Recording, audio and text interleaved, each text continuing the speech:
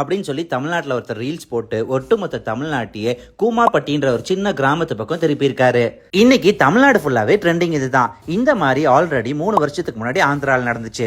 சங்காந்தி கோடீஸ்வர் ராவ் அப்படின்னு சொல்லிட்டு ஒரு ஆன்மீக சொற்பொழிவாளர் ஆந்திரால கொஞ்ச நாள் முன்னாடி இன்ஸ்டாகிராம்ல டிவில எல்லாம் தமிழ்நாட்டுல இருக்க அண்ணாமலையார் கோயில், அதாவது திருவண்ணாமலையில இருக்க கோயில் தான் உங்களுக்கு குலதெய்வம். நீங்க திருப்பதியை போய் வணங்குறதோட தமிழ்நாட்டுல திருவண்ணாமலையில இருக்க அண்ணாமலையாரை போய் வணங்குனீங்கன்னா உங்களுக்கு வாழ்க்கையில மோட்சம் கிடைக்கும் சொல்லி பேசியிருக்காரு. அதனால கடந்த 3 வருஷமா ஆந்திரா மக்கள் அலையா லட்சக்கணக்கில் டெய்லி திருவண்ணாமலையை நோக்கி படையெடுத்துட்டு இருக்காங்க. நீங்க பௌர்ணமி நாட்கள்ல தவிர மீதி எந்த நாட்கள்ல திருவண்ணாமலை போனாலும் உங்களுக்கு அது தமிழ்நாடு மாதிரி ஒரு ஃபீலே வராது. ஃபுல்லா ஏதோ ஆந்திரால இருக்க மாதிரி ஃபீல் தான் உங்களுக்கு வரும். அதுக்கு காரணம் கோயில் மட்டும் இல்லாம ஒட்டுமொத்த 14 கிலோமீட்டர் கிரிவல பாதை ஃபுல்லாவே ஆந்திரா மக்கள் ஆயிரக்கணக்கில் கிரிவலம் நடப்பாங்க. இரவு பகல்னு பார்க்காம விடிய விடிய ஆந்திரா மக்கள் நடந்த வண்ணமாவே இருக்காங்க. திருவண்ணாமலையில கடை வச்சிருக்க தமிழ் சிறு வியாபாரிகள் கூட ஆந்திரா மக்கள் நிறைய வரதுனால அவங்களோட தாய்மொழியான தெலுங்குலயே பேச ஆரம்பிச்சிருக்காங்க.